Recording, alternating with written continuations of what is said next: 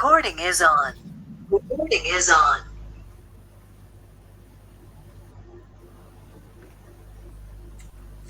Muy buenas tardes, estimadas colegas, amigos. Queremos con mucha alegría iniciar esta segunda sesión de esta semana dentro del contexto del mes de la arquitectura, ¿cierto? En esta semana que hemos titulado Patrimonio y Diversidad Cultural. Ayer compartíamos con una interesante conversación de parte del Consejo Nacional de Monumentos Nacionales, ¿cierto? La encargada regional. Y en esta oportunidad, ¿cierto? Tenemos el honor de poder compartir con Gemani Molina. Ella es parte del pueblo Selknam y ha tenido la bondad, ¿cierto?, de poder compartir con nosotros esta semana la diversidad cultural para poder nosotros como arquitectos, ¿cierto?, como personas que estamos dedicadas al diseño, al aporte, a la planificación territorial, volver a algo que es para nosotros esencial, volver a mirar, ¿cierto?, a las personas que siempre fueron las dueñas de este territorio, una situación que nosotros solemos ir perdiendo, porque yo creo que de alguna manera todos hemos sido migrantes en este caso, pero creemos como colegio de arquitectos, como delegación zonal, que es necesario retomar la mirada al pueblo, en este caso de Tierra del Fuego, que en estos momentos, en estos tiempos, ¿cierto?, vuelve a tener una presencia importante y queremos conocer cuál es el testimonio de ellos en nombre de, en este caso, Gemani. Así que muchas gracias, Gemani, por esta oportunidad. Para nosotros es un tremendo privilegio. Tuve la oportunidad de conocer a Gemani, ¿cierto?, en una charla muy, muy interesante de un colega magallánico, ¿cierto?, que lanzó un libro de croquis muy, muy precioso. Y ahí tuve esta oportunidad de conocer, así que muchas gracias, Gemani, por poder compartir con nosotros. Y aprovecho de darle la bienvenida a todos el resto de nuestros colegas, amigos que van a compartir este conversatorio. Así que vamos seguramente en unos momentos más a tener también la participación de nuestra presidenta nacional del Colegio de Arquitectos de Chile, pero vamos ahora a dar la oportunidad, ¿cierto?, a Gemani para que ella nos comparta estos momentos. Muchas gracias, Gemani. Gracias a ustedes por la invitación. Muy buenas tardes a todos. Como bien decía mi presentador, mi nombre es Gemani Molina Vargas. Yo soy miembro de la comunidad indígena Selknam Coadongaona en Chile y actual presidente de la Corporación Selknam Chile, que es la que en este minuto organización que se encarga del trabajo de visibilización y integración del pueblo Selknam a la ley indígena chilena. Y de alguna manera también un poquito trabajamos para reivindicar un poco los derechos, tanto territoriales como patrimoniales, y fortalecer la cultura que, a diferencia de lo que todo el mundo piensa, no está extinta, ni nuestra cultura, ni nuestro idioma, ni nuestro pueblo. Entonces, a mí me encargaron que les hable un poquito sobre lo que es el territorio en general, pero para hablar poco de territorio yo voy a compartir pantalla, ya lo habíamos ensayado delante, a ver si me resulta ahora. No sé si están viendo ahí, si alguien Sí, me puede contar si ya ven la presentación. se ve perfecto, muy bien. Ya, porque yo no me veo a mí misma acá, así que para hablar un poquito de lo que es territorio y patrimonio tenemos que partir por la cultura y un poquito de historia, inevitablemente, porque doy por hecho de que no todos tienen por qué saber nuestra historia en detalle. Sí, tengo claro que nuestra historia es bastante pincelada hoy en día, pero la verdad es que todavía no se conoce muy bien. Entonces, vamos a partir primero con un pequeño contexto histórico y una pincelada muy rápida, porque estoy segura que ustedes conocen mucho esta parte, que en 1520 primero pasa Magallanes, ¿no es cierto? Y el hecho de que él, la primera vez que atraviesa Ateleli, que es el nombre del estrecho, ve y divisa muchas fogatas, que era la forma en que nuestros ancestros se iban anunciando que algo extraño estaba pasando en el mar. Debido a esta cantidad de fogatas y humo que se veía, primero se le denominó como la Tierra de los Fuegos, y más tarde fue cambiando, digamos, la modalidad hasta que quedó como Tierra del Fuego, cuyo nombre real ancestral es Carruquinca. Luego, hechos históricos que marcaron el destino de nuestro pueblo, bueno, es el paso que tuvo Darwin, ¿no es cierto?, en este viaje que hizo, en donde primero se encuentra con los hermanos Yaganes, y su visión, ¿no es cierto?, queda marcada, ya que él nos describe a los pueblos fuego-patagónicos como seres miserables, casi animales, que prácticamente sin alma. Por lo tanto, eh, marca un precedente que deja como la puerta abierta para que las personas que creían en esa época, en este personaje tan importante, ¿no es cierto?, no tuvieran ese sentimiento de culpa ni ese sentimiento humanitario, puesto que pensaban que esos seres que vivían ahí eran prácticamente animales sin alma. Y la otra el otro, digamos, fragmento histórico que también marca mucho a mi pueblo es el zoológico humano, de la cantidad de miembros, ¿no es cierto?, de los clanes, de los Arúen, que fueron sacados para ir a ser expuestos a los zoológicos humanos, a Francia, Inglaterra, en general en Europa, en donde hasta el día de hoy existen los vestigios, las osamentas y los elementos que llevaban y que les fueron arrebatados. Eso es como parte, digamos, de una parte es una parte de la historia que a nosotros nos duele mucho y que tampoco nos gusta ahondar mucho, pero que es necesario conocerla. En Fuego Patagonia existían 4 pueblos que eran los habitantes y que sobrevivieron y sobrellevaron todo tipo de adversión climática, que vivían dígase de paso, muy bien, porque para ellos no era terrible, era su hogar. Entonces, los pueblos fueguinos son los Selknam con los Haus, que son Arúgenes distintos, pero que hoy en día incluso se les considera como 2 pueblos distintos, pero en realidad la raíz es la misma. El pueblo Cahuéscar, el pueblo Yagán y el Aonikenk o Tehuelche, que son los que estaban del lado más del continente, ¿no es cierto? El pueblo Selknam, todo su territorio era Tierra del Fuego, el pueblo Cahuéscar también orillando, y el Yagán era el que estaba más a la puerta prácticamente del glaciar. Cahuéscar y Yagán, pueblos canoeros, marítimos. Ellos, su territorio principal era el maritorio, pero también habitaban en la parte terrestre, ¿no es cierto?, en donde también tenían parte de su vida. Sin embargo, el pueblo Selknam solamente era un pueblo terrestre. No éramos muy amigos de navegar, no navegábamos. Nuestro pueblo se dividía en Harúen, que eran clanes familiares. Cada clan ocupaba un terreno específico dentro de Tierra del Fuego que estaba delimitado por accidentes geográficos que eran muy bien reconocidos por cada Harúen, y cada familia deambulaba o transhumaba solamente en ese espacio. Este deambular principalmente se debía al cuidado y a la armonía con la que se vivía y en equilibrio con el medio ambiente, puesto que al ser un pueblo cazador y recolector, obviamente no se quedaba en un espacio de terreno más tiempo del necesario para no sobreexplotar los recursos alimentarios que el territorio en sí les brindaba.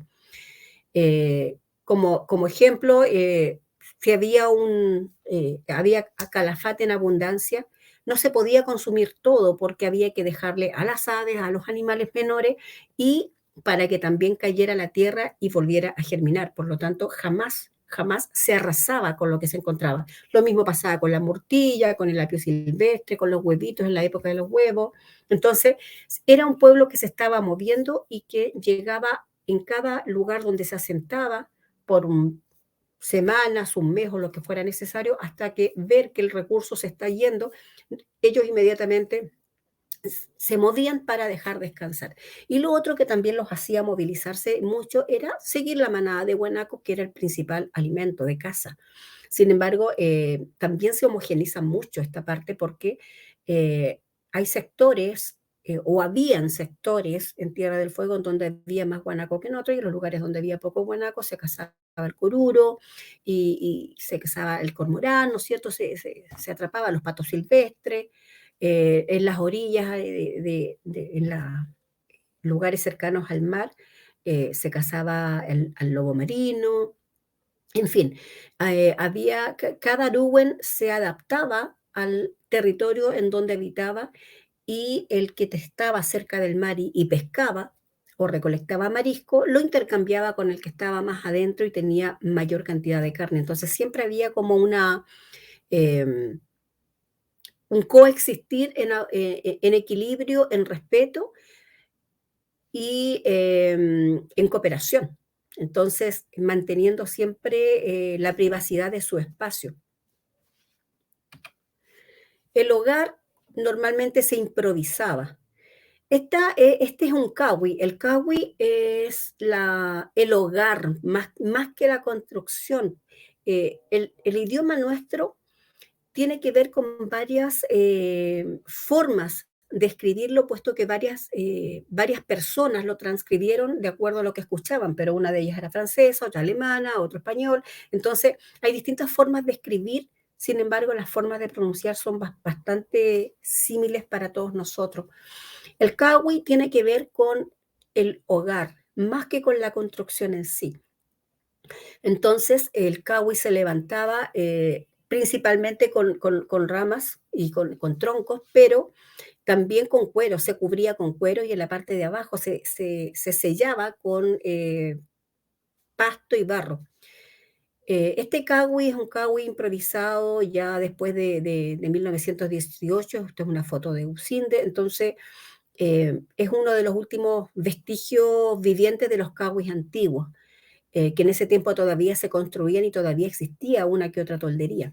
Pero básicamente la gente ya no vivía en tolderías, ya no, ya tenía una forma de vivir de 1900 en adelante más chilenizada, pero todavía se conservaban muy a flor de piel la memoria, las costumbres y los saberes.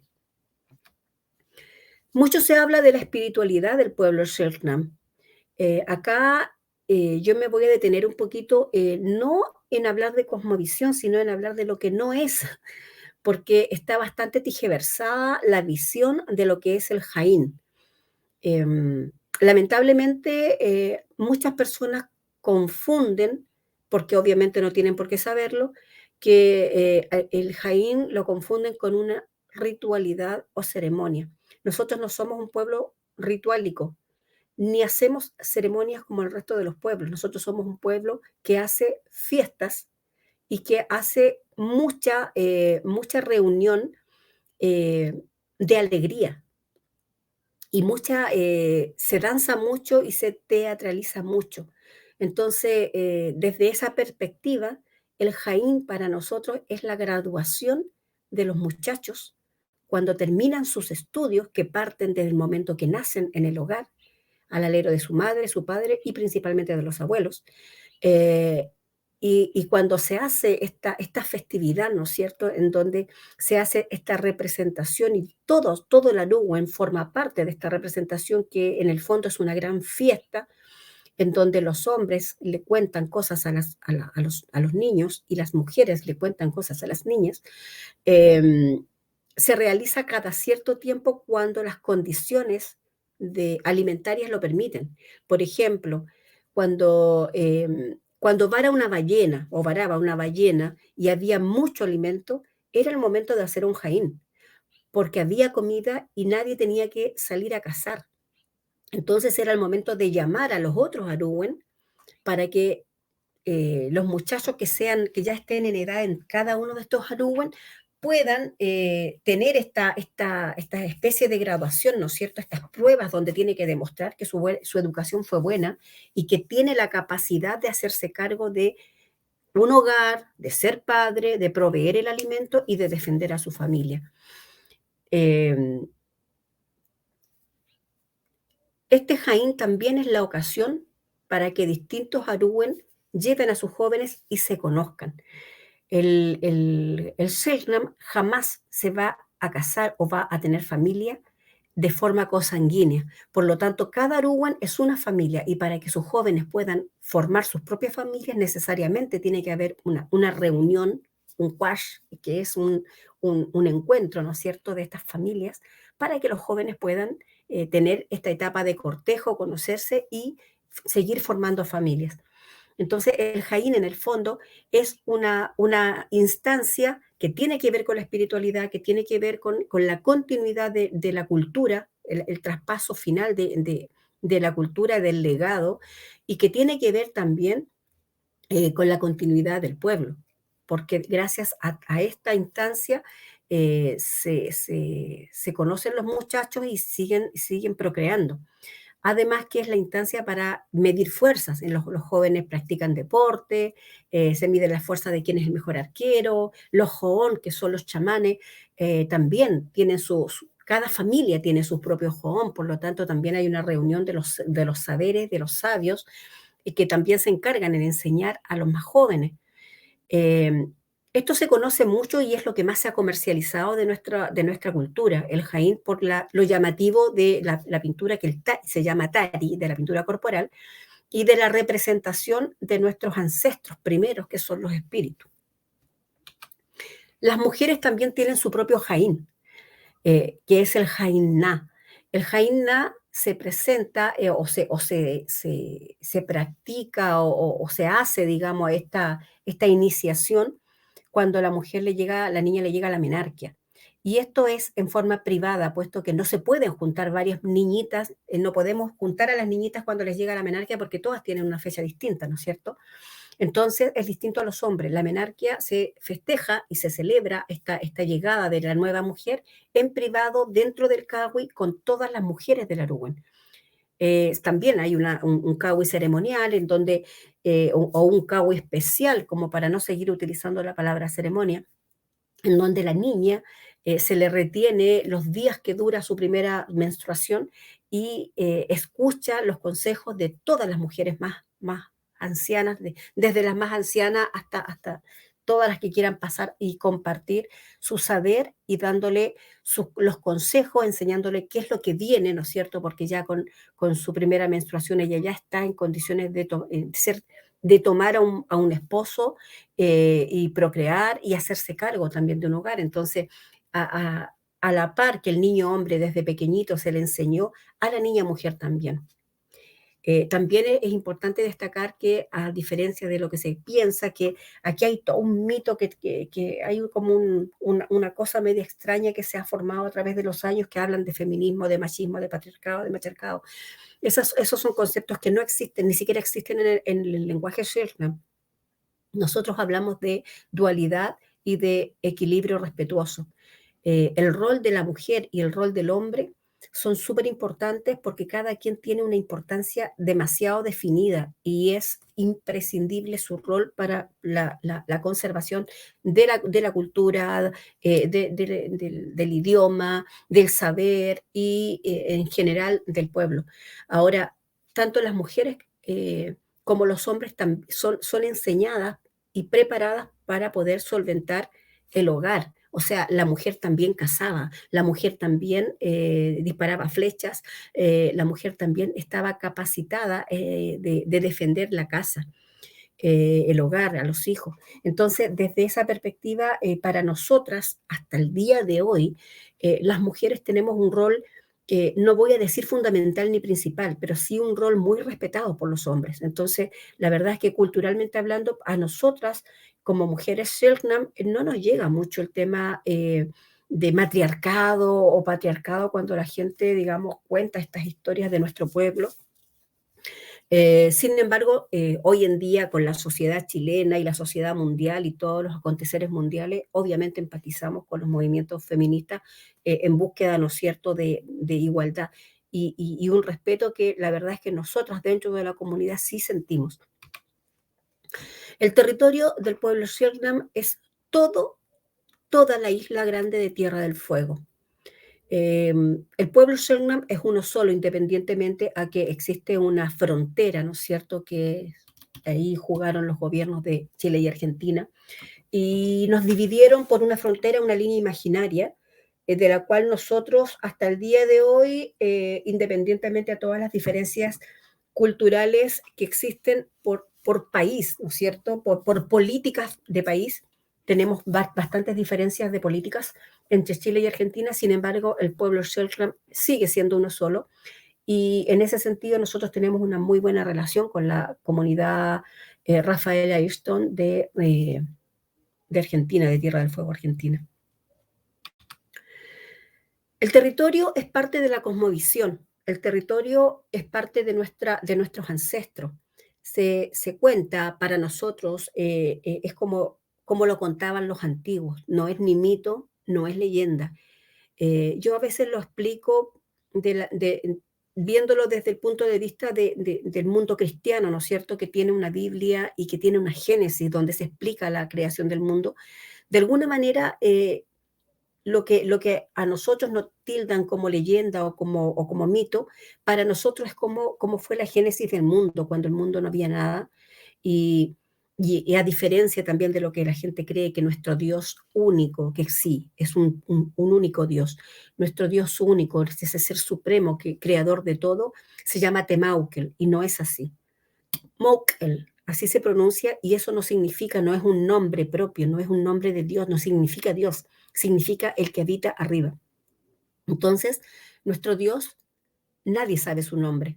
Solamente los johones, los chamanes más respetados antiguamente en estado de meditación profunda podían conocer su nombre, pero no estaban autorizados a contarlo. Por lo tanto, el Selknam es muy respetuoso y jamás nombra a Dios. Solamente se refiere a Él como el que mora arriba de las estrellas, el que está más allá arriba del cielo, el que está arriba de las nubes, o el que todo lo sabe, pero no se le nombra. Es más, Dios nos creó, nos dio el libre albedrío, nos enseñó a vivir, y el resto, la responsabilidad de seguir con esas enseñanzas en armonía y respeto con todo y con todos es nuestra. Entonces, desde esa perspectiva, la responsabilidad de mantener una vida dentro de los valores que nos enseñó ese ser que vive arriba, es una responsabilidad que se traspasa de familia en familia y que depende de nosotros. Entonces, en estos primeros tiempos, el que habita allá arriba manda a Kenos, que es un emisario, y que lo manda a ver qué es lo que hay acá y a crear algo, porque aquí no había nada, solamente había luz. Entonces, este ser llega y encuentra tierra y agua, que son los elementos principales de la vida, ¿no es cierto? Y hace un barro, y con ese barro forma un pene y una vagina, y cada noche ese pene y esa vagina se unen y va apareciendo un ser humano cada día, hasta que se puebla este espacio, ¿no es cierto?, que para el Selknam es su mundo, que es Karukink. Entonces, al estar estos primeros seres, estos primeros ancestros que no se cansaban, que ellos eran eternos, entonces, no morían, perdón, pero cuando se cansaban, ¿no es cierto?, se acostaban por ahí a descansar y se enajenaban. Entonces se empezaron a formar las montañas, se empezaron a formar los árboles, se empezaron a formar los ríos. Por eso, cada rincón de Caruquinca, cada piedra, cada lago, cada río, cada árbol es un ancestro. Entonces, los que quisieron quedarse enajenados se quedaron y formaron todos estos accidentes geográficos, ¿no es cierto?, en sí. Pero el resto no, el resto siguió viviendo y se formaron los Aruwen y empezaron a tener familias. Estos primeros Aruwen, ahí se cuenta que creen que era un matrimonio, las mujeres le hacían bromas a los hombres. Y aquí también hay otro error de lo que se cuenta, que dicen que los hombres mataron a las mujeres cuando descubrieron que las mujeres se reían de ellos porque se teatralizaban a estos seres, ¿no es cierto?, que asustaban a los hombres para que traigan comida, para que traigan cosas y mantengan el hogar. Nunca en las historias Selknam se ha hablado de que los hombres mataron a las mujeres. Los hombres se enojaron con las mujeres y las persiguieron. Y estas mujeres arrancando, ¿no es cierto?, una, por ejemplo, arrancó y se tiró al mar y se convirtió en ballena. Y ahí nace el espíritu de la ballena, que es tan importante y sagrado para nosotros. A su vez, otra mujer también alcanzó a arrancar y se lanzó en un vuelo y se convirtió en la lechuza sagrada del sur, en el flamenco, en el guanaco, que es tan importante. Entonces, de esa manera, empiezan a crecer estos primeros espíritus que se transforman, ¿no es cierto?, que eran primeros seres humanos y se convierten en nuestros ancestros, eh, que ya de ser parte de la naturaleza como tierra, como barro, como agua, como árbol y como piedras y montañas, también ahora pasan a ser los animales. Por eso nosotros cuidamos tanto y una de nuestras grandes penas es el no poder tener incidencia en la protección y el cuidado. Bueno, en 1880 llega ya el progreso con una historia avasalladora, que tampoco es la idea es profundizar tanto en estos temas que ya se conocen bastante, pero que yo estoy segura que ustedes manejan, y se instala la industria ganadera ovina y empieza en lo que nosotros denominamos el primer genocidio del pueblo Selknam, con una política de exterminio en donde básicamente como en 50, 60 años se termina con la vida natural, con la vida antigua. Y el Selknam empieza a ser trasladado a Isla Dawson, a la misión salesiana, en donde lamentablemente muy pocos sobrevivieron porque la intención, ¿no es cierto?, de esta misión, ¿no?, de estos misioneros, era muy buena, pero lamentablemente el resultado no lo fue tanto. Sacar al Selknam de su vida natural, transhumante, llevarlo a una vida sedentaria, con ropa que no acostumbraba a tener, obligándolos a sacarse la pintura y la grasa corporal del cuerpo, a ponerse ropa sucia de gente ropa que la gente la había donado, pero era ropa que estaba infectada con gripe, con tuberculosis, empezaron a morir. También producto de muchas violaciones. Hubieron niñas que murieron de sífilis, muchas niñas y adolescentes. Entonces, esa fue como la parte dolorosa. Y en el año 1895 queda como registrado en nuestra historia el secuestro de 165 personas entre mujeres, hombres y niños de una toldería completa de Selknam, que tenían que haber sido llevados a Isla Dawson. Sin embargo, son desviados por orden del gobernador de aquel tiempo, que es el señor Señoret, a Punta Arenas, para ser entregados como mano de obra, porque no había mano de obra en esos años. Había muy poca gente que quisiera trabajar y muy poca gente que se quedaba por los versos del territorio, ¿no es cierto? Lamentablemente, cuando llegan estos hombres, mujeres y niños, el señor Señoret se da cuenta que nadie quiere aceptar a un Selknam adulto para el trabajo porque son difíciles de domesticar. Entonces se rematan a los niños, se entregan a los niños y se sacan. Esto causó gran revuelo en Punta Arenas y hubo alguien que estaba de visita y da cuenta en Santiago de este terrible caso y salen las noticias en el diario El Chileno. A partir de eso, ¿no es cierto?, desde Valparaíso se ordena un sumario que es el que hasta el día de hoy es la prueba más fehaciente de la cantidad de niños, niñas y jóvenes y adolescentes que fueron sacados de Tierra del Fuego para el servicio doméstico, prostitución, milicia, los llevaron a la salitrera, y por eso hoy en día estamos todavía vivos, presentes, con un legado, con recuerdos heredados, con cultura heredada y trabajando para ser reconocidos como pueblo indígena. Bueno, el encuentro y la articulación de las nuevas generaciones parte junto con la tecnología y las redes sociales. Hoy en día la comunidad Covadonga Gaona reúne a familias que estamos desparramadas en todo Chile e inclusive en el extranjero, que reclamamos el derecho y el legado sanguíneo de ser descendientes de uno de los sobrevivientes de este genocidio, ¿no es cierto? Y de alguna manera teníamos que tener una participación en Chile, y para eso se creó la Corporación del Pueblo Selknam en Chile por el Rescate, Valoración e Identidad Cultural, más conocida como Corporación Selknam Chile. A través de esta corporación nosotros hemos tenido un trabajo presente, continuo, acá en Santiago, sí. Pues formamos parte de la Mesa Comunal Indígena de Santiago, hemos cooperado con distintas comunas de la región metropolitana cada vez que se nos solicita. Tenemos un trabajo colaborativo y a través de convenio con la Universidad Silva Enríquez, con quienes tenemos estudios familiares desde el 2016 en adelante. Estamos trabajando en colaboración y convenio con presencia territorial a través de la WCS desde el año 2018, y hoy en día estamos en conversaciones con la Universidad de Magallanes, que ya hemos ido como avanzando, ¿no es cierto?, en estos encuentros de colaboración, y tenemos presencia territorial a través de la Fundación Hassayé, que está en Porvenir. Nuestro patrimonio material e inmaterial, ¿cuál es?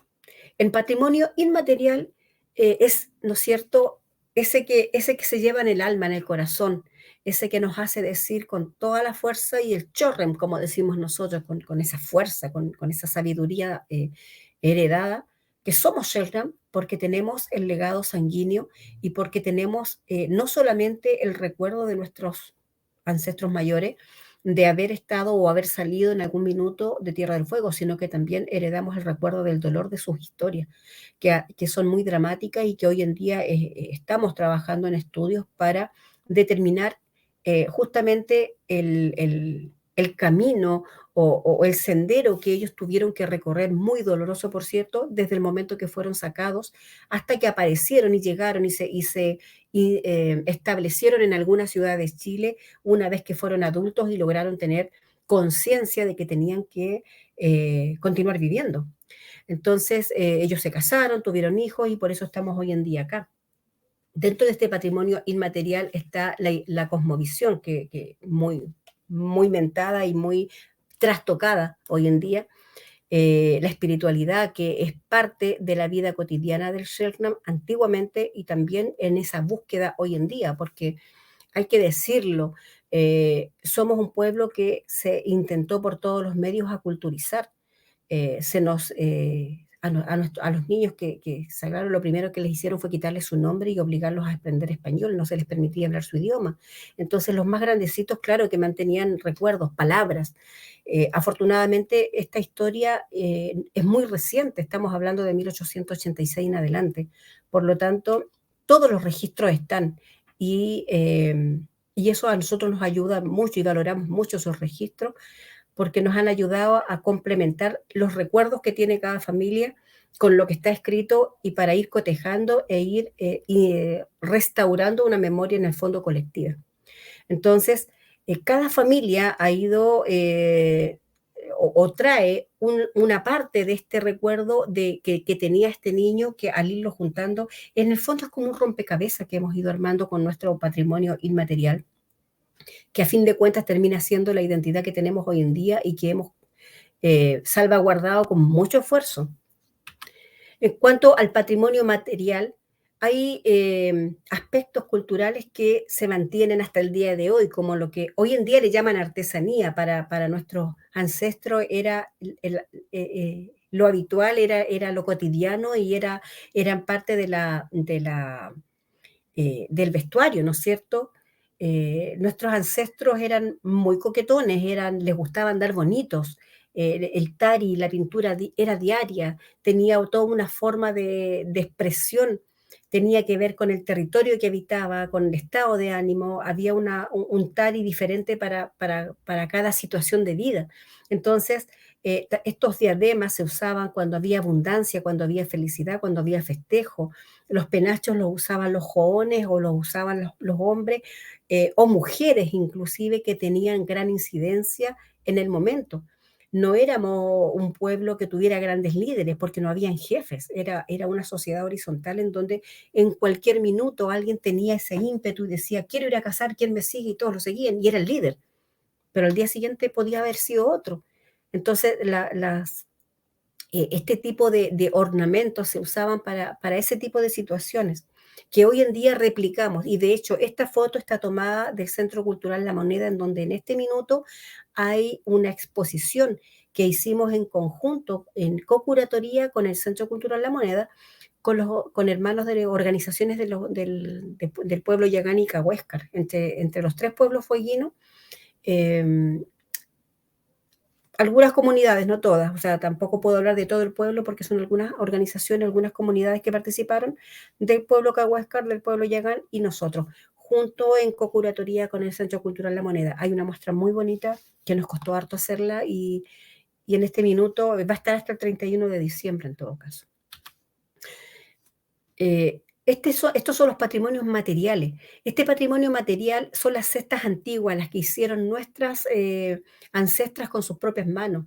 Se hacían cestas muy grandes, con ellas se recolectaba. El junco es parte del patrimonio del territorio. Las turberas son parte de nuestros ancestros. Las turberas son una parte del territorio que para nosotros tiene mucha significancia. Entonces, todo eso forma parte del patrimonio material, tangible, que se ve, que se palpa. Lamentablemente nosotros no tenemos ninguna posibilidad, por ejemplo, de tener este patrimonio porque está en un museo. Esto está en el Museo Mayorino Borgatelo.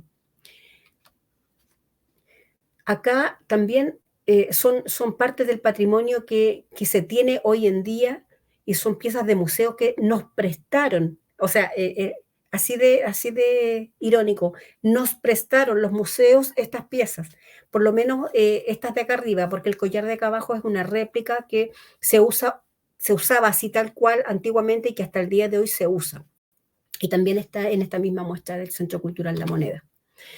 Apropiación cultural, esa es una de las grandes problemáticas que tenemos nosotros hoy en día.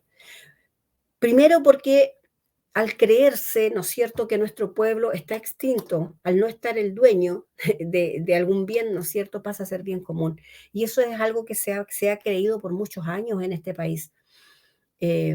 Lamentablemente, nuestro patrimonio se ve utilizado, comercializado y tergiversado. Primero, porque los espíritus son sagrados. Para nosotros, recrear un espíritu es traerlo a la vida, no se le deja descansar. La espiritualidad Selknam no es un mito, no es una leyenda, es una espiritualidad viva que hasta el día de hoy se vive. Las familias Selknam, habemos algunas que todavía tenemos esta herencia de la espiritualidad antigua y la practicamos y la vivimos a diario. Así como hay familias que también durante todos estos años tienen una religión como cualquier otro chileno. Son católicos, son evangélicos, algunos son agnósticos. Sin embargo, para todos en forma transversal, los espíritus no se tocan. Y es por eso que nosotros siempre en todas nuestras campañas pedimos a quienes nos solicitan asesoría, orientación o patrocinio, que nosotros nunca vamos a avalar ningún trabajo en donde se repliquen a los espíritus y en donde se les utilice. Ha sido muy doloroso para nosotros ver, yo aquí les dejo así como una pincelada de algunas cosas que hay, pero hay muchas más. Joyería, mucha. Lamentablemente hay una utilización indiscriminada y aquí me detengo en el vamos Selknam, que la cacería aún no termina. O sea, eso a nosotros nos dolió mucho. Nosotros fuimos los cazados y hoy en día se utiliza como un eslogan. Acá también me gustaría mencionarlo. El Pisco Ceremonial es una empresa de La Serena y no tiene nada que ver con Tierra del Fuego. Y la verdad es que ellos, a pesar de que todavía están vendiendo este stock que les quedan, ellos se comunicaron con nosotros. Y en este minuto están rediseñando la caja y hasta agotar stock, ellos van a ir cambiando el diseño y fueron muy, muy respetuosos al comunicarse con nosotros y presentar las disculpas correspondientes y presentar también la intención de aquí a que terminen el stock que tienen, porque no tienen la capacidad económica para retirarlo. van a cambiar su imagen, ¿no es cierto? Entonces ya hay una conversación con ellos. El resto todavía, también con el equipo de rugby ha habido algún tipo de intención, ellos tienen la intención de, pero no hay nada concreto.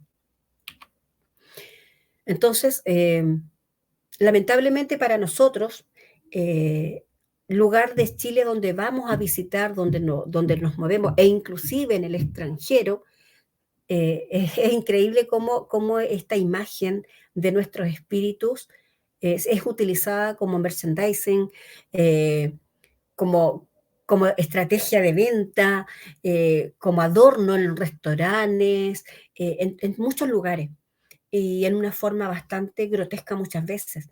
Eh, Parte de nuestro patrimonio también inmaterial, por ejemplo, son las voces de la Lola Kievja, las eh, estas grabaciones que fueron tomadas, ¿no es cierto?, y que fueron expuestas de forma muy, muy grotesca porque eh, se suponía que no tenían que salir a la luz, a la luz pública, y más encima los derechos no son de la familia.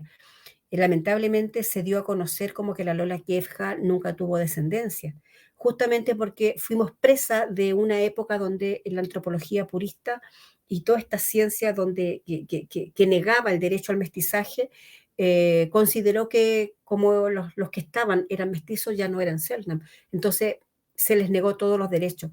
Lola Kievja tuvo hijos, tiene nietos y tiene bisnietos. Eh, y es terrible para ellos ver de la forma en que se mal utiliza en las grabaciones de la Lola Kievja, sobre todo cuando de repente por ahí escuchamos cumbias y reggaetones en donde se la nombra y se le reproduce hasta el tipo de formas de rap, su voz y sus canciones, sus cantos sagrados. Bueno, de alguna manera intenté compilar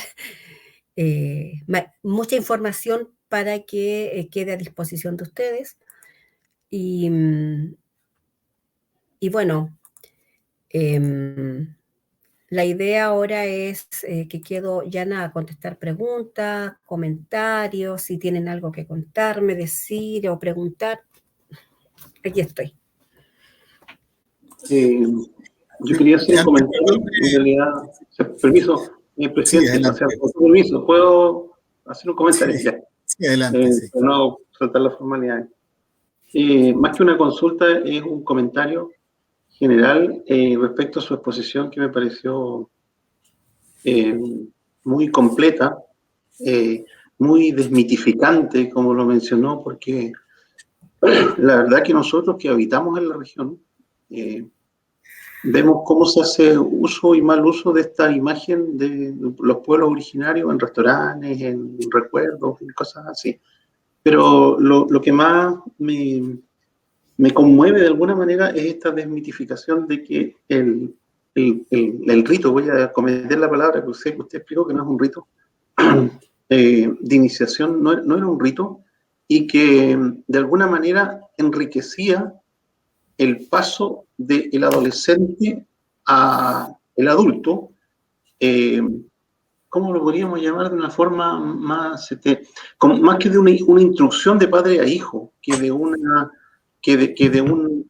rito como lo entendemos hoy día, ¿cierto? Con dioses, etcétera, o con las distintas creencias que uno puede tener.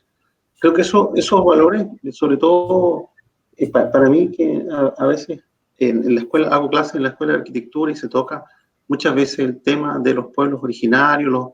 Lamentablemente no quedaron vestigios, pero sí hay algunas muestras de cómo vivían.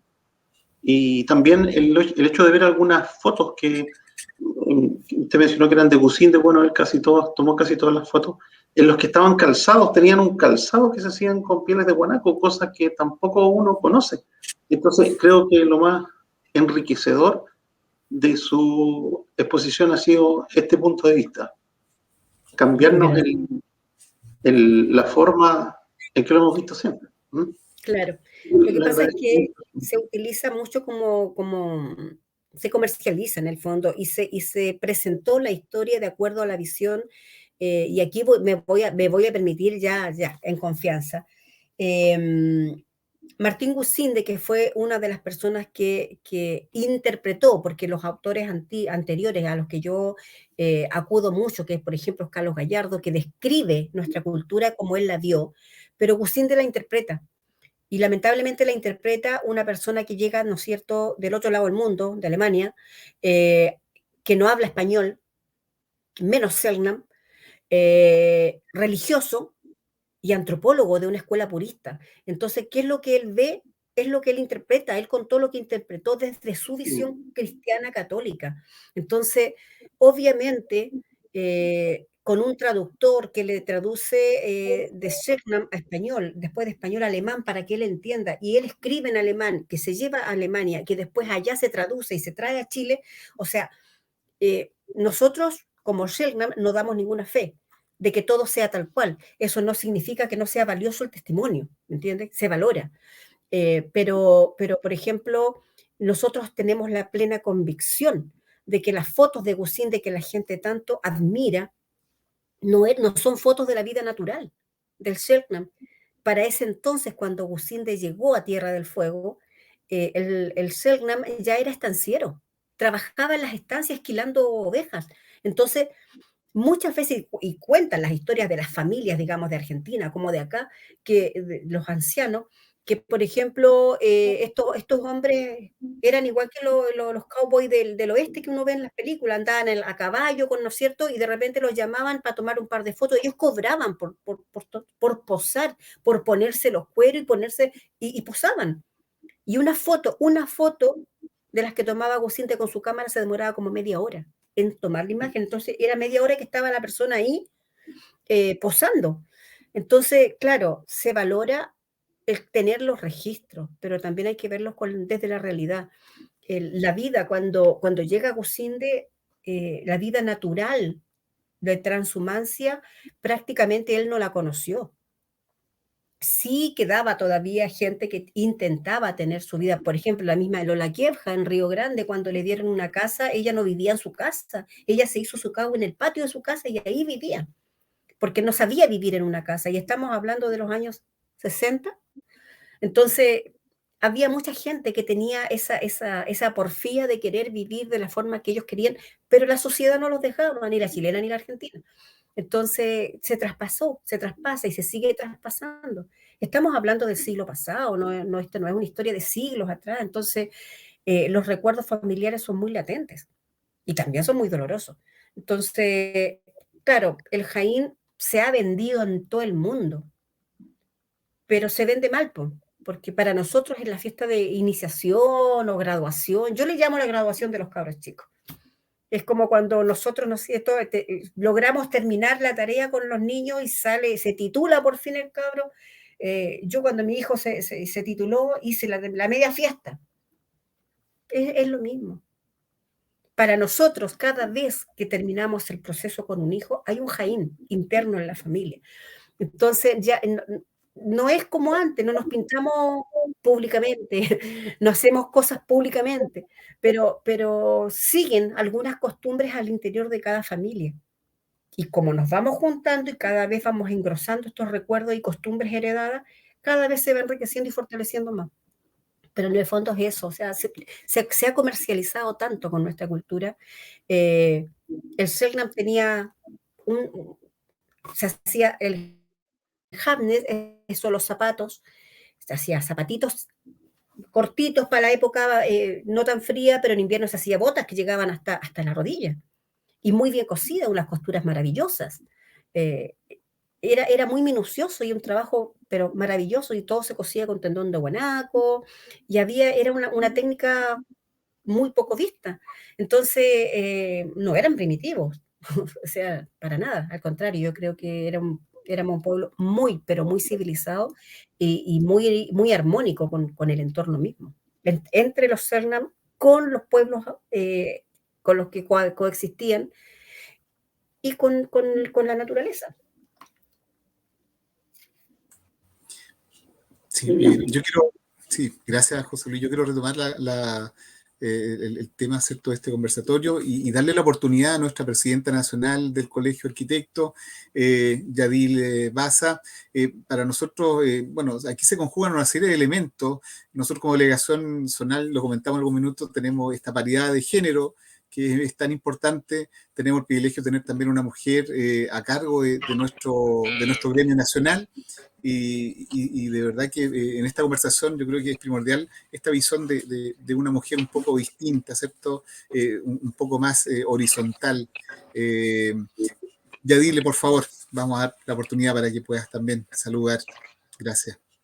Muchísimas gracias. Tengo la cámara encendida.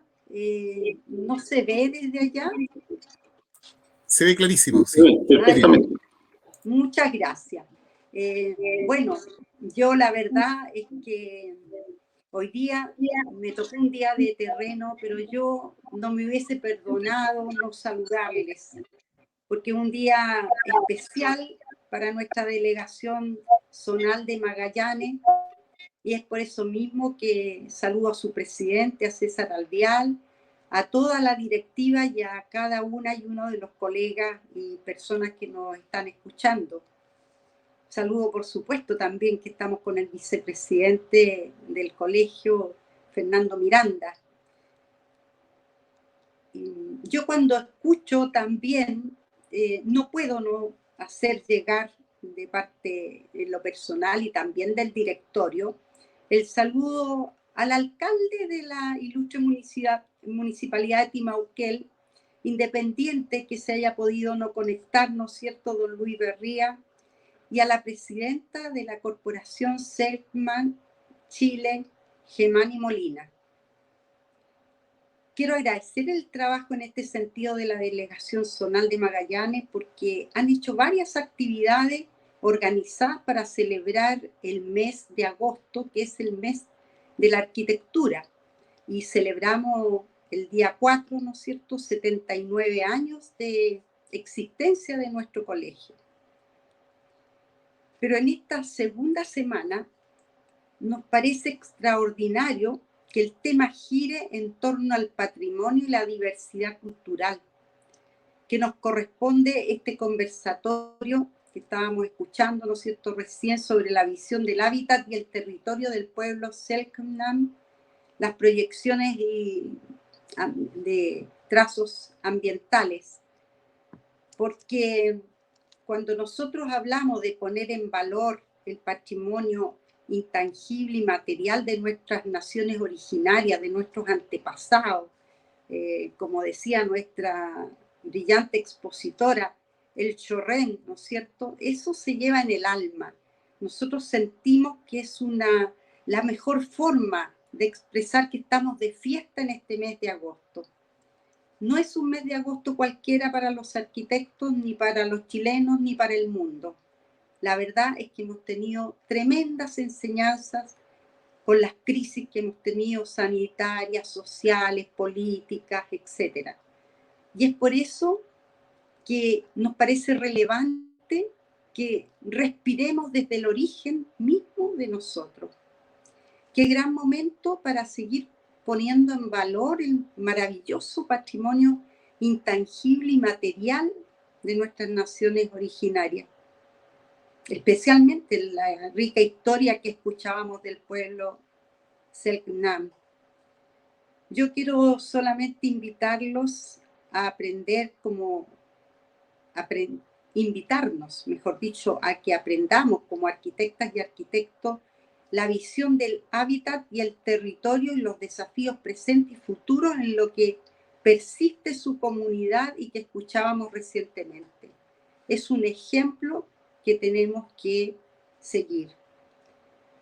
Quiero agradecer profundamente, más que consulta, yo quiero agradecer, destacar y aplaudir la intervención de nuestra expositora con la presencia y con la invitación que nos ha hecho a entender más su cultura.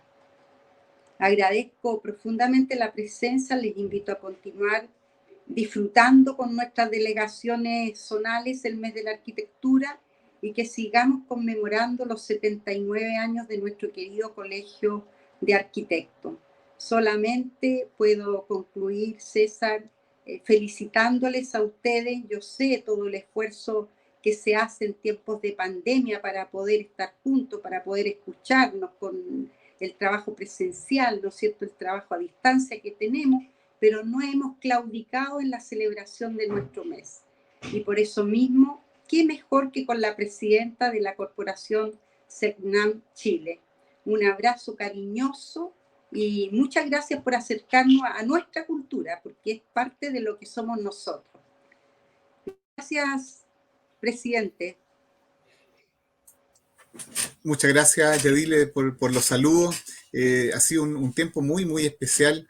De verdad que de a poco fue creciendo esta celebración y fue algo muy, muy, muy bonito el hecho de no celebrar nosotros como arquitectos en nuestro mundo, sino que abrirnos a la comunidad, entre comillas, a nuestros clientes, a nuestra sociedad y sobre todo en este caso abrirnos a nuestro pueblo originario, ¿cierto?, de Tierra del Fuego, el pueblo Selknam, con esto que para nosotros ha sido un poderoso aprendizaje. Yo creo que en esta conversatorio estamos derribando muchos mitos, muchos muros respecto a cómo se veía, ¿cierto?, a este maravilloso pueblo y poder entender que este pueblo está de vuelta, está presente con fuerza y nosotros como arquitectos también estamos llamados a poder destacar eso y queremos abrir ese espacio. Así que vamos a continuar este especial conversatorio. Hay muchos temas que han salido, ya mencionábamos, por ejemplo, esta visión, ¿cierto?, del marketing, cómo lamentablemente el marketeo en muchos casos pasa a llevar el respeto a las culturas, algo que, como mencionó, ¿cierto?, José Luis, nosotros normalmente vemos marketing del comercio en base a la espiritualidad Selknam. Hay que hacer un alto, hay que hacer un momento de mirada, ¿cierto?, de respeto. Yo creo que hay mucho que revisar. Nosotros, de hecho, como colegio de arquitectos, en distintas instancias, incluso a nivel de ministerio, los arquitectos han participado, por ejemplo, en la conformación de libros que tienen que ver con los pueblos originarios. De hecho, tenemos la participación de una colega que trabajó, ¿cierto?, en un libro digamos, cómo poder aplicar los conceptos del pueblo originario en nuestro diseño de arquitectura, pero también es tiempo de revisar eso, ¿ya? Hay mucho aporte que se puede replantear, que se puede revisar para poder llegar en esencia a lo que es importante, ¿ya? Así que continuamos con este conversatorio, amigos, amigas, colegas, Bueno, que ha abierto la oportunidad. si me Por permiten, favor. me gustaría primero agradecer las palabras de la señora presidenta y reiterar el agradecimiento a esta invitación. Y con respecto a lo que tú comentas, la verdad es que yo no me distingo por ser muy amorosa para decir las cosas, yo lo intento, de verdad que lo intento, pero hay un tema que a mí que siempre me mueve mucho, que es cuando alguien hace un material de ayuda o un manual de cómo utilizar las culturas originarias. Y lo primero que yo siempre pregunto y les digo, ¿a qué comunidad se acercó para hacer ese manual? ¿Qué indígena lo ayudó? Y lamentablemente en un 80% de las veces que pregunto eso me dicen, no, es que yo investigué. ¿Y dónde investigó? No en libros. Y volvemos a caer en la misma apropiación cultural. Entonces, ahí yo en ese sentido soy bastante crítica. Creo que cuando hay un trabajo en donde tiene que ver con una cultura originaria, no puede una persona que no pertenece a esa cultura decir cómo se hace o cómo no se hace. Eso es como lo primero. Ignoro si el trabajo al cual usted se estaban refiriendo había algún tipo de asesoría desde los pueblos, no lo sé, no puedo opinar al respecto, pero lo recalco en forma general, porque me ha pasado muchísimo que yo llego a un lugar y me dicen, no, pero si aquí se hizo una investigación. Ah, maravilloso, una investigación. ¿Con quién hizo la investigación? No, es que el antropólogo, es que el historiador, y empiezan a salir así como, ya, pero ¿y con qué comunidad lo hicieron? No, es que hicimos una investigación. ¿Y dónde? ¿Cuáles son las fuentes? Y siempre llegamos a Gusinde y llegamos a Chapman, que es como rayos, o sea, la interpretación de la interpretación. Entonces, en ese sentido, quizás a modo, no sé, ni siquiera sugerencia, sino que es la humilde visión de mía nomás, es cuando hay un tema que tiene que ver con el mundo indígena del pueblo que sea, obviamente lo mejor es consultarle a los que viven la cultura, la viven. Entonces es como lo primero. Y eso pasa en toda orden de cosas, o sea, yo les digo, a todos los pueblos les pasa lo mismo. Aquí, por lo menos, lo que yo tengo como experiencia en mi, da la misma la cantidad de años, y no vamos a entrar en detalle. Pero sí me ha pasado mucho que me encuentro con eso, o sea, hace muy poco tiempo también me mandaron un link de un trabajo muy bonito del pueblo Yagán. Y yo lo encontré súper lindo y le digo, oh, qué bonito, pero ¿a quién le preguntó? No, es que yo hice una recopilación de leyendas yaganes. Leyendas yaganes. El pueblo yagán tiene una cultura muy similar a la nuestra, entonces, leyendas. Ya, ¿y con quién? No, que busqué libros y le hice la recopilación y saqué un libro y sacó un libro súper bonito, con una tapa muy linda y lo vende como pan caliente. Y la comunidad yagán no tenía idea. Entonces, esas cosas duelen. O sea, directamente duelen, porque en realidad yo feliz que alguien logre algo bueno, bonito, que tenga un sustento, ¿no es cierto? De hecho, así como infidencia, yo a veces voy por la calle y veo a un artesano con un paño en el suelo y que vende aros de espíritu que los hace él mismo con alambre y cosas y le pone y yo no le digo nada, porque el hombre se está ganando el pan diario. Y me hago la loca. Pero cuando veo una tremenda empresa que, no sé, acá en Santiago hay ventas de espíritus al por mayor que llegan de China. O sea, llegan de China. Entonces es como rayos. Nuestra espiritualidad está a ese nivel, no de trastocada.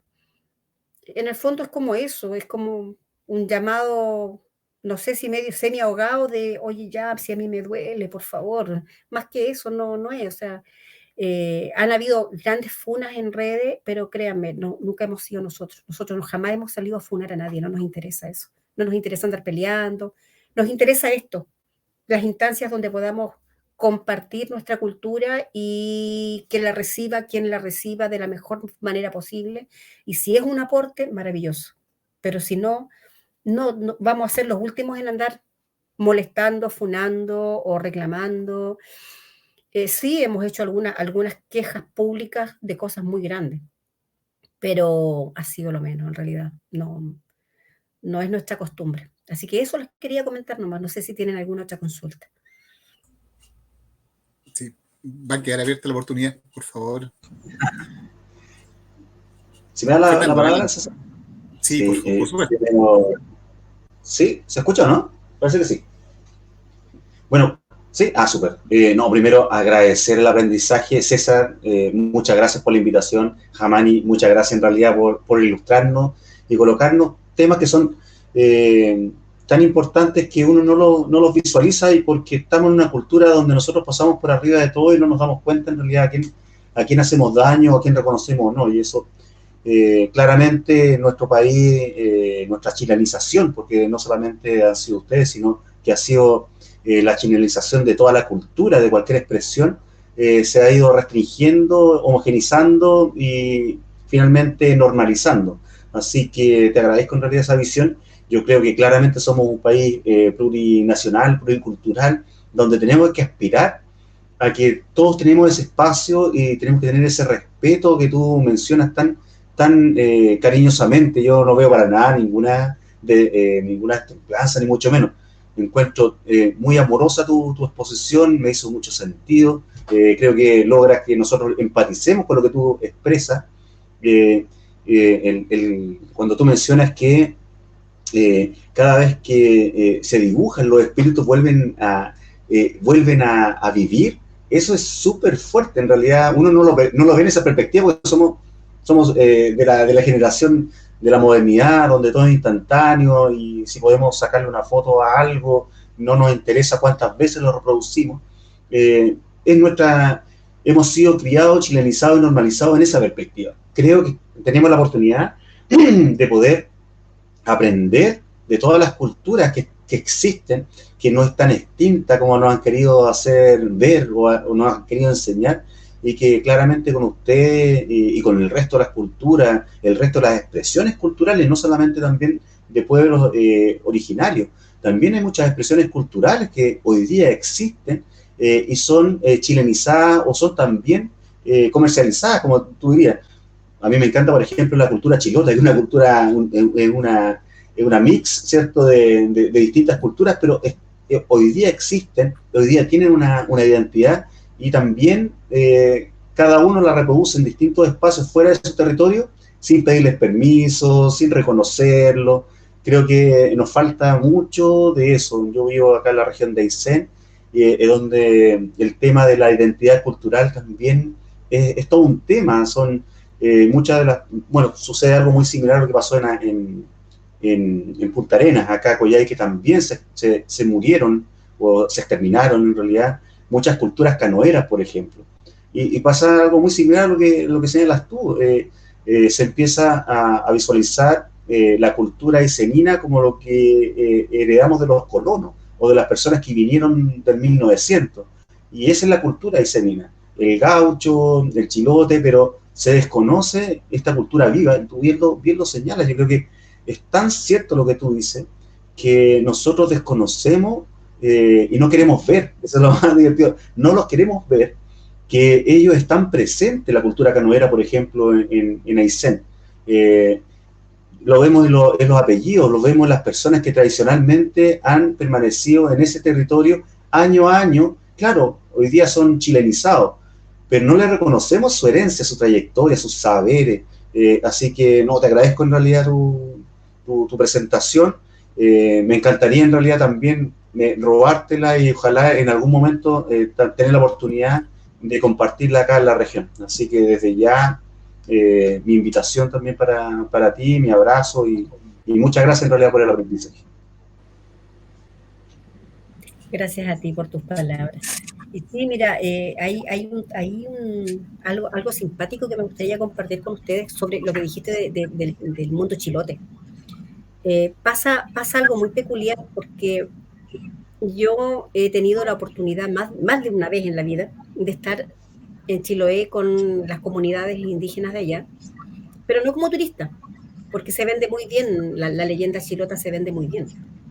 Pero cuando uno está dentro de las comunidades y escucha hablar a los comuneros, a la gente que hereda la cultura, es increíble escuchar en primera persona el cómo ellos saben que la leyenda, por ejemplo, la leyenda del Caleuche se vende como leyenda, pero ellos la viven como parte de una cultura viva. Y ellos hablan con mucho miedo, que no se les vaya a aparecer el Caleuche. Entonces, eso es tangible, se palpa, se escucha, se siente, y para ellos es la realidad actual. Y pasa lo mismo con muchas culturas, que claro, de ahí para afuera hay una visión que se hace visión país, que se hace como cultura popular, pero quien vive la cultura no la vive de esa manera, la vive de una forma totalmente distinta, es parte de su vida. Y es lo mismo que pasa con nosotros. A mí me impresionó mucho tener esa vivencia con los hermanos huilliches de Chiloé, los beliches, porque ellos saben que el turista llega a buscar una historia y ellos le venden bien la historia. Pero ellos dentro de la intimidad de su comunidad, ellos viven otra cosa. Y eso es vivir la cultura. Sí, mira, con lo que tú dices me hace recuerdo de algunas historias que también uno recoge y que después se ven replicadas, no necesariamente transmitidas, pero sí replicadas inconscientemente. Por ejemplo, el temor al bosque. El temor al bosque en Chiloé, donde están todos los espíritus, también se replica en los pueblos canoeros, donde ellos habitan, por ejemplo, la orilla y no se meten a las islas, aunque haya muchos más recursos naturales, por el temor al bosque. Entonces, eso es muy bonito en realidad, saber que hay una cultura viva. Como tú bien señalas, en realidad este pueblo no está extinto, vive en nuestros recuerdos, en nuestras tradiciones, en nuestros genes, en nuestra sangre. Así que no, me hace mucho sentido lo que tú expresas. Igual ahí nombraste otra cosa que también me hace mucho ruido, que es el término recursos naturales. En Tierra del Fuego todo se ve como recurso natural. Hay un tema que no puedo despedirme de ustedes sin no tocarlo, que es el tema de las turberas. Las turberas hoy en día son como el foco, ¿no es cierto?, de el tesoro o el tesoro a explotar. Y para nosotros como Selknam, la turbera son ancestros. Y esos ancestros nos cuidan. ¿Y por qué nos cuidan? Porque esos ancestros retienen el carbono. Y cuando se rompen las turberas, ese carbono sale y sale a calentar el planeta. Entonces, de alguna manera, es muy doloroso ver cómo las están explotando en muchas partes. De hecho, hay lugares en el mundo, como por ejemplo Escocia, en donde hicieron pedazos todas las turberas y ahora ellos saben que no tenían que haberlo hecho. Y ellos tienen el grito así como desgarrado de salven las turberas que quedan, porque ellos ya lo hicieron. Y nosotros acá todavía como que no entramos en conciencia de que, por ejemplo, cuando se hace un edificio y se ocupa la turba para purificar el agua, por ejemplo, estamos por un lado purificando el agua y vendiendo una ilusión a alguien, pero estamos sacando lo que llamamos recurso y estamos dañando a todos, a todo el planeta. Entonces es como el grito así como ay, hay que enseñar, hay que transmitir que no es malo el progreso, sino que, pero hay que buscar la forma de llevarlo de una manera que no nos autodestruyamos, porque al final nos estamos autodestruyendo. Entonces, de alguna manera, bueno, eso me hizo resueno, en realidad no sé si viene el caso, pero tenía que decirlo. Sí, no, y la decisión también está, pero súper vigente ese tema, así que lo conozco de cerca. Lo interesante quizás es el momento que todavía estamos viviendo como sociedad. El caso de, por ejemplo, el caso de Punta Arenas, todavía es tiempo de echar pie atrás, todavía es tiempo de no cometer estos tremendos errores. Somos una comunidad relativamente nueva, así, es una verdad, es un hecho, una ciudad que data de mediados, ¿cierto?, del siglo XIX, es una ciudad, un pueblo relativamente nuevo, versus este otro pueblo milenario, ¿cierto?, que ha sido invisibilizado, que ha sido silenciado. Y hay algo muy doloroso en esto porque finalmente vemos la contradicción de que este pueblo nos vuelve a hablar, ¿cierto?, vuelve a validarse, pero no está en el territorio.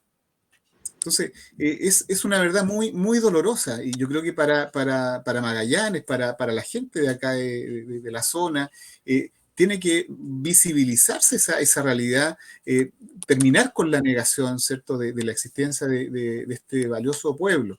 Yo lo veo como digamos, un migrante, ¿cierto?, que viene de la zona de Concepción. Yo nací en Talcahuano, acostumbrado a ver mis calles, ¿cierto?, con nombres de héroes mapuche, visibilizando esa cultura mapuche, ¿cierto?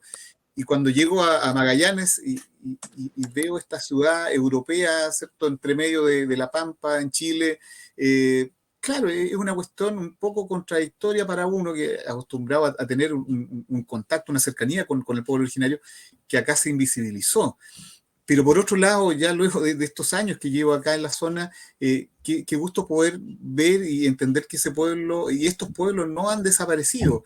Entender, por ejemplo, que cuando se vende la imagen del gaucho, de La Pampa, ¿cierto? O del vaquiano, en el fondo está la continuidad del tehuelche. Muchos tehuelches también terminaron trabajando en la estancia. Asumiendo, ¿cierto?, esa labor, ese trabajo que el extranjero que dirigía esta cosa, ¿cierto?, le daba a un hombre que sí conocía el territorio, que sí conocía el viento, el clima, dónde poder dirigir los ganados, en fin. Eso está presente en el pueblo tehuelche hasta el día de hoy y qué triste que se hayan visibilizado y que los mismos ¿cierto?, las mismas personas no tengan quizás todavía esa memoria tan fresca y la hayan ido perdiendo. Entonces, este descubrimiento maravilloso de un pueblo que está presente, ahora falta el otro paso, que hay que volver a traerlo al territorio, ¿ya? Esto puede tener distintas implicancias, pero yo creo que el paso siguiente como comunidad, nosotros por lo menos como arquitectos recogemos ese guante, hay que visibilizar al pueblo y en relación a este territorio del cual ha sido desarraigado tan dolorosamente.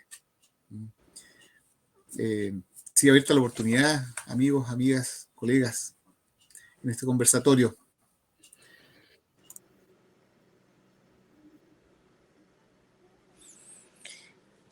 Sí, muy interesante todo lo que se ha aprendido en esta noche. Yo no le veo la cara a la persona que ha estado exponiendo. ¿Ustedes la ven? Sí, sí, sí. Ay, no, yo no lo Los de puedo ver. computador por lo menos lo vemos, se la vemos. ¿Ah? Por tan raro, no sé por qué. Bueno, pero me ha sido para mí muy interesante todo lo que he escuchado y especialmente escucharla a ella. Muchas gracias. Gracias, Luz. Humberto, ahí estaba levantando la manito, por favor. Humberto Salinas es nuestro encargado de patrimonio también.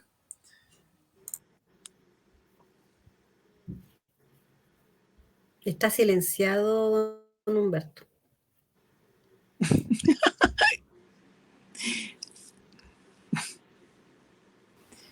Ahora sí, ¿sí? Ahora sí. Ahora sí. Sí. Ya, oye, mira, lo que te decía y lo que te preguntaba al principio de la conversa, que no se escuchó nada de lo que dije, pero te lo vuelvo a repetir, y digamos, se está un poquito con lo que dijo César y con lo que decías tú, en relación a que nosotros como arquitectos, como Comisión de Patrimonio, queremos buscar un acercamiento, ¿ah?, en función de lo que decía César con el proyecto Segna. ¿Ah? Y por otro lado, tú decías que cualquier cosa que se hiciera, fuera investigación, qué sé yo, se hacía sin considerar y sin tomar en cuenta, ¿ah?, las fuentes que ustedes tienen, o sea, no es que tengan, sino que ustedes pueden integrar. Entonces, lo que te preguntaba al principio era que si hay alguna personaje, alguna instancia en que nosotros nos podamos comunicar para empezar a ver un trabajo en función, digamos, del pueblo salino, como Comisión de Patrimonio. Eso. En Porvenir está la Fundación Hassayé. Ahí la fundación también es parte de la comunidad Covadonga y ellos tienen el trabajo territorial. A ver, aquí se lo puedo escribir. ¿Dónde está el chat? Aquí. Ahora sí la veo.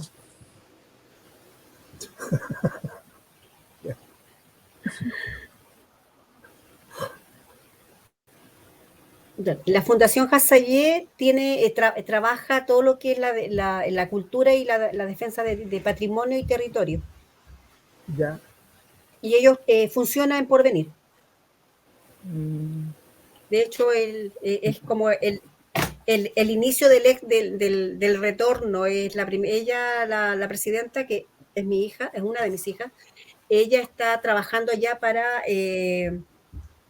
tener la forma de poder recibir el resto. O sea, ella se fue como punta de flecha ahí para poder ir recibiendo el resto, y que en realidad nosotros todos lo hacemos autogestionado. Aquí no hay un tema de proyectos ni nada. Aquí todo ha sido en forma con harto esfuerzo y autogestión.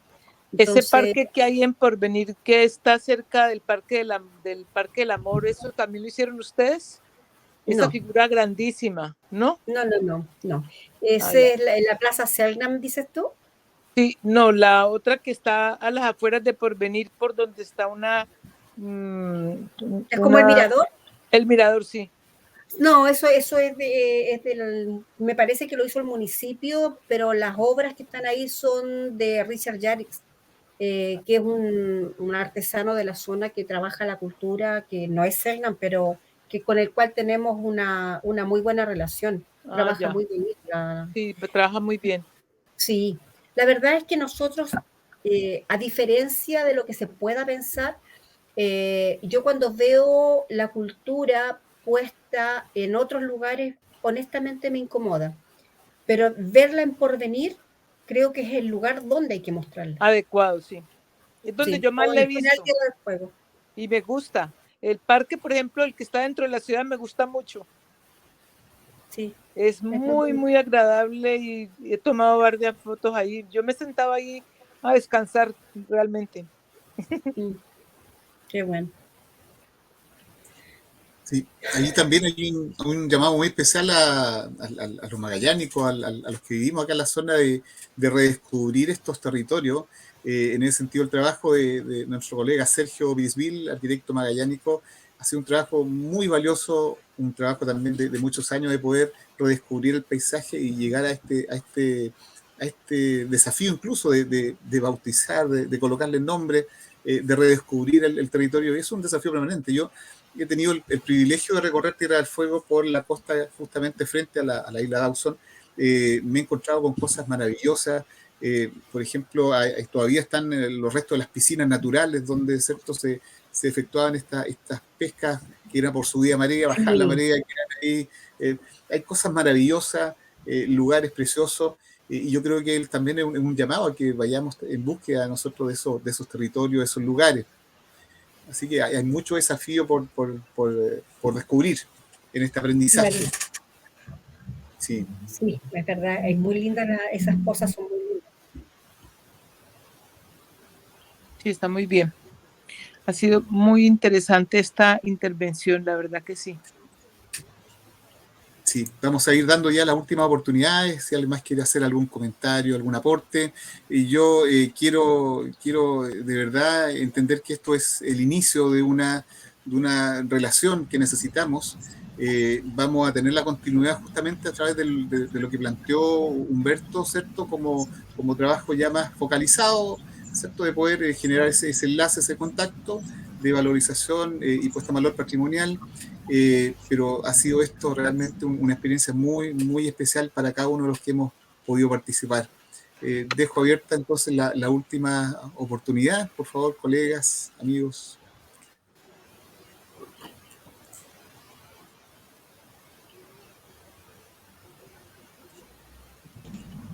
Y bien, estaríamos entonces ya, sí, adelante, Fernando. Sí, disculpa, sabes que no quiero dejar pasar o darle. Me gustaría en realidad escuchar un poco más también a Gemani, ¿cierto? Gemani. En realidad de su experiencia o cómo nos puede traer nuevamente esa experiencia o esos sueños. Quería preguntarle, ¿no? También a Gemani. Gemani, ¿qué expectativas tienen ustedes? Bueno, ayer o antes de ayer, una intervención también de una persona de su comunidad, en la intervención en la Convención Constituyente, donde nos emocionamos todos. Yo creo que parte de mi emoción, escucharte a ti, tiene que ver con ese reflejo. ¿Qué esperarías tú o qué esperas en realidad de ese espacio constitucional, del reconocimiento a tu pueblo y también, ojalá, en ese reconocimiento también, el reconocimiento al resto de los pueblos que integramos este país, donde claramente podemos enriquecer nuestra moderna forma, nuestra moderna cultura, que todos debiéramos estar integrados o conocer esa experiencia? Mira, lo que te puedo contar es que lo primero es que se reconozca constitucionalmente la preexistencia de los pueblos. Eso es fundamental para poner ¿no es cierto?, una base de respeto hacia la existencia del otro, que es lo primero. Luego de eso, la integración a la ley indígena, que es la que nos entrega las herramientas para ser sujetos de derechos en Chile, a nosotros como CERNAM. Y junto con ello las reivindicaciones, como bien yo lo dije, que esto fue el día antes de ayer en la Comisión de Derechos Humanos, lo reitero, o sea, lo primero es que el Estado de Chile tiene que reconocer que esta colonización tardía de la zona fuego patagónica no es culpa de la colonización española. Aquí los responsables directos son los estados de Chile y Argentina, y Chile tiene que hacerse cargo de su parte, porque no estamos hablando en contra de la colonización, estamos hablando en contra de la mala política que tuvo el Estado de Chile al no resguardar a los habitantes que ahí existían. Sabemos, nosotros como CERNAM tenemos súper claro que nuestro trabajo no es para denostar a los que llegaron a vivir allí, sino es para lograr el espacio digno de nuestra existencia a través de los años, porque a nosotros se nos pescó, se nos sacó como animalitos y se nos sacó de ahí, se nos invisibilizó y se nos dijo que estábamos extintos porque era más fácil que estemos extintos. Entonces no hubo una buena política de resguardo, no hubo una buena política de resguardo a los niños, porque estamos hablando de niños. Mi abuelo cuando lo sacaron era un bebé, era un niño. Entonces, esa impotencia, ese dolor que tú heredas como familia, yo tengo súper claro que también lo hereda el otro lado, el descendiente de ese colono que a lo mejor no tuvo nada que ver en las matanzas, pero estaba ahí y se siente culpable. ¿Cómo llegar a esa conciliación sin una buena política de Estado que reconozca su error? O sea, independientemente de que hay algunos personajes que se ensañaron, yo no me puedo ir en contra de los colonos, porque, no sé, o sea, yo lo encuentro absurdo. Es como, mira, es tan difícil de explicar lo que se siente, pero una sola cosa yo te puedo asegurar, a mí no me interesa que ir y reclamar algo, a mí lo que me interesa es que el Estado de Chile reconozca que cometió un error, que pida perdón y que nos entregue las herramientas para poder reivindicar nuestra cultura y nuestro derecho a la existencia. Creo que es la base. De ahí en adelante, nosotros como familia Shernam, hay muchas familias que ni siquiera les interesa volver a Tierra del Fuego. ¿Por qué? Porque ya están asentados en otro lugar, ya tienen una vida hecha.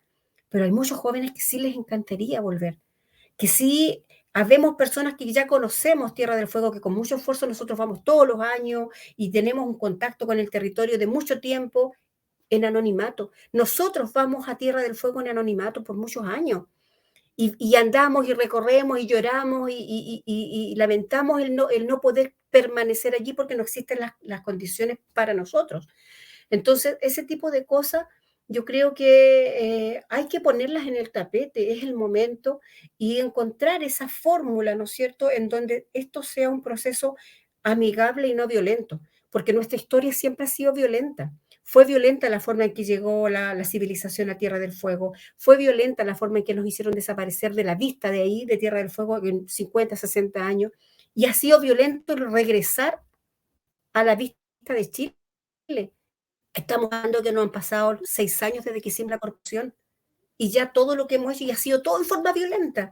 Entonces, la verdad es que estamos cansados de la violencia. Positiva o negativa, es violencia igual. Entonces, de alguna manera lo que queremos es encontrar el punto medio. Y ese punto medio va a depender de la voluntad de nosotros y también de la voluntad de la población magallánica, del cómo podemos acercarnos en forma amistosa para defender el territorio en el fondo, porque lo que nosotros queremos es ir y ser un aporte. No hay otra, y somos tan re pocos también, no representamos peligro para nadie, somos re pocos los pelagatos, pero la verdad es que en el fondo es eso es lo que esperamos del Estado de Chile, que en este minuto nos entregue las herramientas para ser sujetos de derecho, y por ahí también nos han criticado que queremos becas. La verdad es que no queremos becas. queremos la tranquilidad y el derecho a tener una identidad propia y poder defender nuestra cultura, porque ha sido demasiado trastocada y demasiado violentada. Sí, son palabras que realmente yo creo que a cada uno de nosotros nos emociona escuchar. Un tema tan simple y reconocer en Gemani, ¿cierto?, esta humildad, esta sencillez, pero esta franqueza, ¿cierto?, en búsqueda de una dignidad, de un respeto que se perdió con el tiempo, y de verdad que es algo que nosotros no podemos dejar pasar. Tenemos que sentirnos partícipes de esta búsqueda, de este rescate de la dignidad, del respeto, de visibilizar a este valioso pueblo que está de vuelta, presente en la sociedad y al cual nosotros queremos colaborar en visibilizar. Así que ha sido una conversación, Gemani, muy preciosa. Con mucha nobleza. Que está partiendo para nosotros. Agradecemos justamente esa sencillez, la humildad, la franqueza, Gemani, la nobleza, como dice Luz, y estamos muy contentos, muy agradecidos. Yo creo que esta ha sido, de todas maneras, lejos la mejor. Me robó el corazón. Sí. Bueno, muchas gracias a ustedes. Igual, un abrazo aquí muy estamos grande. para lo que se ofrezca. Muchas gracias, Gemani. Un abrazo. Buenas noches. Cariño a todos. Muchas gracias. Que estén muy bien. Que estén bien. Súper.